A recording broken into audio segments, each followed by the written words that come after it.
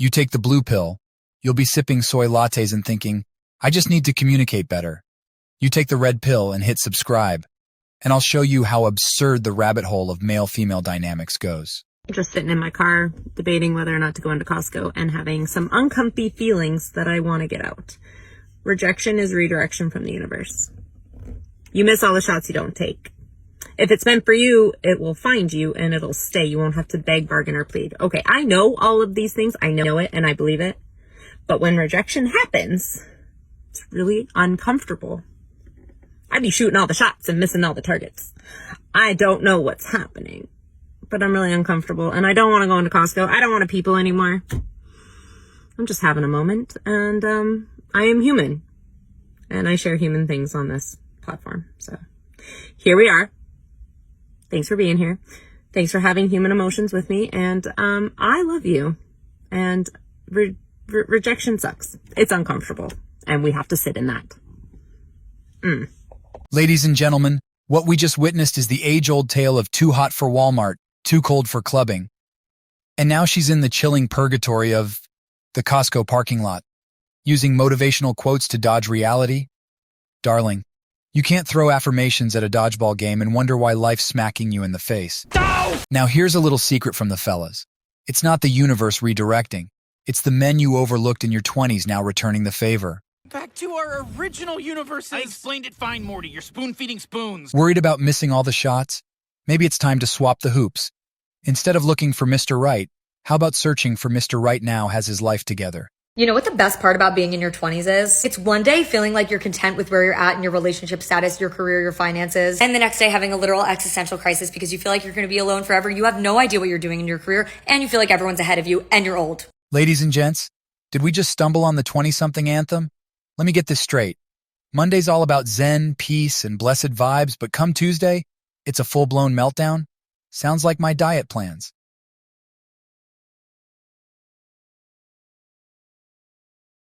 Now about that everyone's ahead of you feeling. Sweetheart, if life was a race, remember, some folks are running marathons while others are, well, let's just say they're chasing the ice cream truck. And you know, there's something beautifully ironic about a 20-year-old calling themselves old. I mean, imagine your knee at 50 hearing that. It'd be like, honey, you ain't seen nothing yet. Ah! Ah! Ah! But here's a little nugget. Feeling lost in your 20s? Good. Because if you think you've got it all figured out now, the 30s are going to hit like a plot twist in a telenovela. What were we talking about? Oh, yeah, your dream. So, darling, take a chill pill or a red one, up to you, and laugh your way through this roller coaster called life. I'm a single lady living in Toronto, and these are some of the dating rules that keep me from going crazy because these streets are wild. Number one, I don't attribute meaning to people I don't know that well. That nice text, that great first date, that doesn't mean that they're the one. It just means it was a nice text or a good first date. Probably most importantly, and I should have led with this, I don't get my validation or confidence from men. But whether or not someone likes me really doesn't matter all that much. And I remind myself that you're not supposed to be for everybody. Not every person you go on a date with is meant to be your person. So it's okay if it feels like you've been on a string of 10 really bad dates with guys you don't connect with. Ah, Toronto, where even the CN Tower feels shorter next to the list of dating standards. But hey, when she mentions streets, I can't tell if she's talking dating avenues or Dundas Square at midnight. And boned. So, rule number 1, don't attribute meaning to fleeting interactions. Groundbreaking. It's like saying, oh, the barista drew a smiley on my cup. Must mean we're getting married next summer. Bruh. And oh, the gold standard of not seeking validation from men. But let's get real. It's less about validation and more about avoiding life's fashion faux pas like socks with sandals on a first date. Really? The best realization? Not every date is the start of a fairy tale. If every date was a home run, rom-coms wouldn't exist. Spoiler. Your Prince Charming might just be some guy named Steve from Brampton. But hey, keep navigating those wild streets of Toronto. She belongs to the street. And a quick dating tip. Sometimes the best connection isn't romantic. It's 5G. I don't know, but it's been like a recurring theme where guys always want to go out with me until they go out with me, and then they're like, it's gonna be legend. Wait for it. And I hope you're not lactose intolerant because the second half of that word is dairy.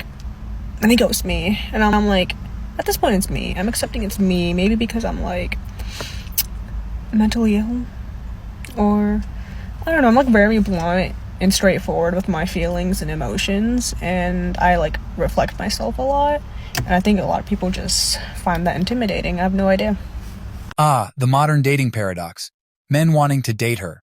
Until they actually do. It's like window shopping. Everything looks good until you check the price tag and think, maybe not. She says it's her, and you know what? Sometimes self-awareness is the first step. Like realizing you're the main ingredient in a disaster recipe. A sprinkle of mental illness, a dash of politeness, and a gallon of straightforwardness. Martha Stewart would be proud. It's not supposed to hurt, I thought. Ooh-wee. She's introspective and thinks a lot. Now that's rare in the dating world. Most people's idea of reflecting is looking at their own Tinder photos, wondering if the dog filter is still a thing. Oh, I cannot believe those two. They thought that they could mess with us. They're trying to mess with us. They don't know that we know they know we know. But hey, if being sincere and upfront is intimidating, then maybe we need a new dating app called Surface, where we only discuss weather, horoscopes, and our love for avocado toast. That's the worst idea you ever had in your entire life. This is what it's like being the last single girl in your friend group. I mean, at least I get a +1.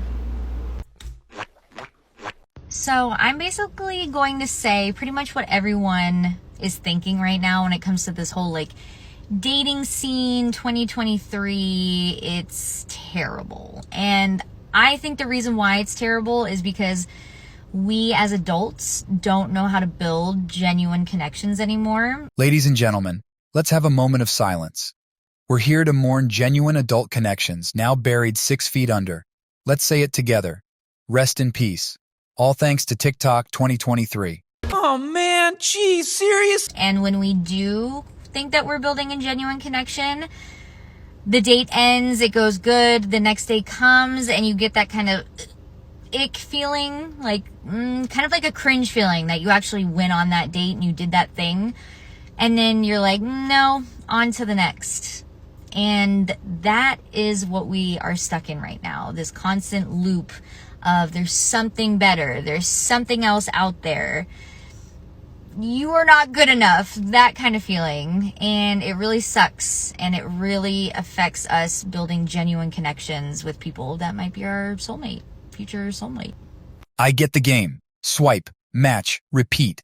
It's like when you're halfway through a bag of chips and suddenly you want a new flavor. But how fresh is that next packet? Ladies, your TikTok profiles read like shopping lists for unicorns. Ladies these days want a 6'4" guy, chiseled abs, PhD in romantic poetry, bad boy with a soft side, cat whisperer, and a master baker. But God forbid he wears mismatched socks once. Boy, that escalated quickly. I mean, that really got out of hand fast. It jumped up a notch. It did, didn't it? Here's my 2 cents. In the frenzy of 15-second TikTok videos, ladies seem to have forgotten how to hold on to something timeless. You might chase perfection, but what you truly need, genuine connection. Good looking, my nigga, good looking. To wrap it up, can we dial it back to the simpler times? Do you like me? Circle yes or no was your hardest decision of the week. Gents, remember when the biggest ick was just fearing lice from swapping baseball caps? So, I've been single for 2 years now. This lady has been riding solo for 2 years. Guess what she's doing today? Still riding By myself. I have a wedding coming up in October that I'm going to, and they said I could have a +1. Normally, I usually will say that I'm bringing someone in the hopes that I'll find someone, and then I usually don't find anyone and I take my mom. This time, I accepted the fact that I'm not going to find anybody because I'm not looking and I don't care. But why did this time, like saying that I'm not bringing a +1 like that, hurt my soul? Like, I accept it and everything's gonna be fine, but still I was like, ow. It hurts, but it is what it is, you know? So she's been pulling the old, oh, I'll totally find a +1 for the wedding trick. Spoiler alert, she doesn't. It's like saying you'll go to the gym tomorrow for the past 365 days, And who does she bring when all else fails? Her mom. Which, hey, is basically announcing to the world, not only am I single, but here's the woman reminding me why. But this year, a twist in the plot. She's admitted defeat. She's going without a +1, like admitting you can't open a jar and asking your neighbor. Pride? Left the chat. I mean, why does announcing I'm going alone come off as dramatic as declaring I'm off to Mordor to toss a ring? It's just a wedding, not Middle-earth. Well, I'd love to stay and chat, but you're a total But here's where the real nugget is. She's hurt. It stings. It's like realizing you've been wearing your shirt inside out all day. We've all been there, but usually there's a pal to point it out. At the end of the day, it's a +1, not a plus forever. But hey, there's always next year, or the year after. Or, you know what? Just bring your mom again.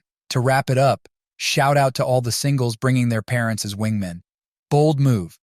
But hey, in the game of love, sometimes you gotta play your wild card. And that's the T, or should I say the red pill. Why most women hate men in 2023. Most women are frustrated with the men in the dating marketplace of today. The primary reason is the prevalence of desperation among men. High-value women seek partners who are not desperate for validation. These men mistakenly believe that showering women with gifts, material possessions, or attention will win her affection. However, this approach often backfires. In the digital age, women receive overwhelming attention from men, many of whom come across as desperate. To stand out and make a positive impression, men must avoid being like the countless others and strive to stand out.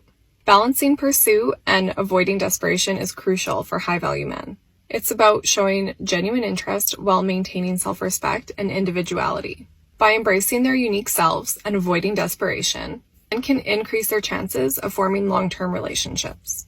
Remember, high-value women desire men who are confident and who are genuinely interested, rather than those who repeatedly chase after them. All right, gents. I've specifically set this one aside for you. I genuinely want to hear your thoughts in the comments below. Dive deep, share your perspective, and don't hold back. Let's get the conversation going. Welcome to the real world.